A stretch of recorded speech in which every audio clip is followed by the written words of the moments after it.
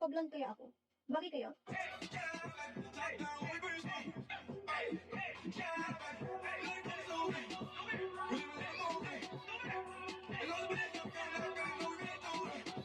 Oo, blonde. Pero parang brown na lang kasi yung buhok ko ngayon eh.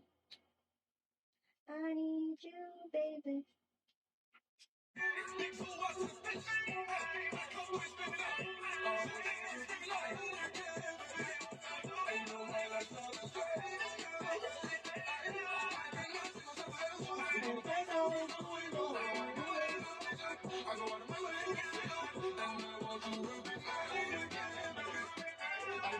Or dark na buhok? Dark hair or blonde?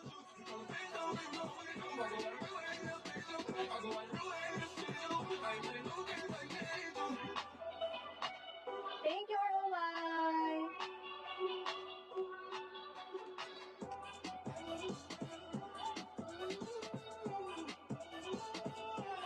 I want you to be mine again, baby.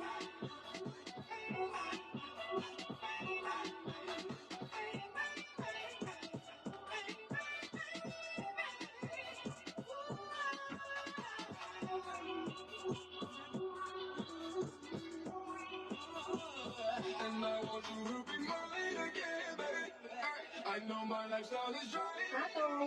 Oo, baka ganyan. I cannot see myself without you. You know the face down, you know what to do. I go out of my way to please you. I go out of the way to see you. I ain't playing no games, I need you. Wala nga yung Ato. Bakit? Magpapadala ka ba ng pagkain? Grabe ka naman, Ato.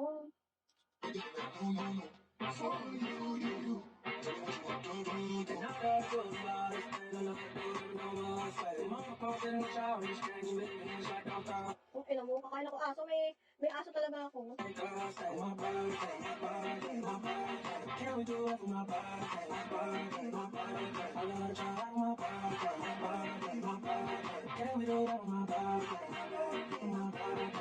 Anong araw ngayon?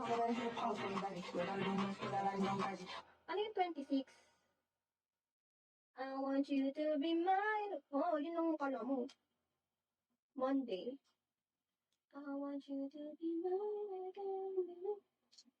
I know that I said it's true. Wait, hindi ko alam kung papadark ko ba. Kasi pag pinadark ko to, mahirap na ulit ibalik sa light. Ibibleach na naman ng napakatagal. Kaya nagdadalawang isip ako. Masisira na naman yung buhok ko, tapos mas malaki pa yung gagastusin.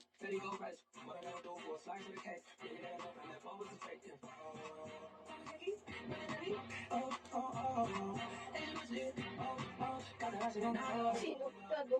Bakit? Yung halatang halata na. Maraming ang ganun. Ayoko ng hair extensions eh.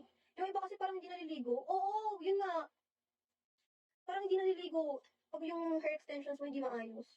Or parang tumubo. Anong ID? Dali, send mo sa akin. DM mo lang. Patingin ako.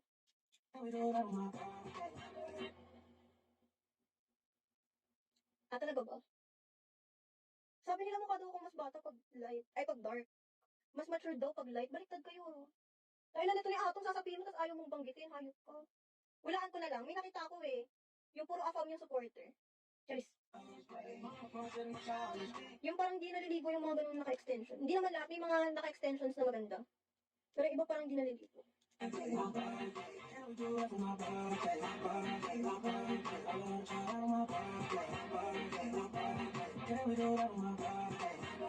Parang nakasingal yung buhok ko eh. Parang tanso na. Rusty na siya. Hindi ko nga rin alam. Nalilito lang ako sa gustong mangyari sa buhok.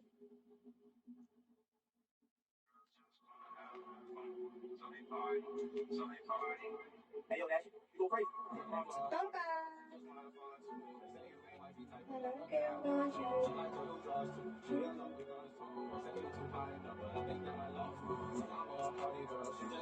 Di ko medyo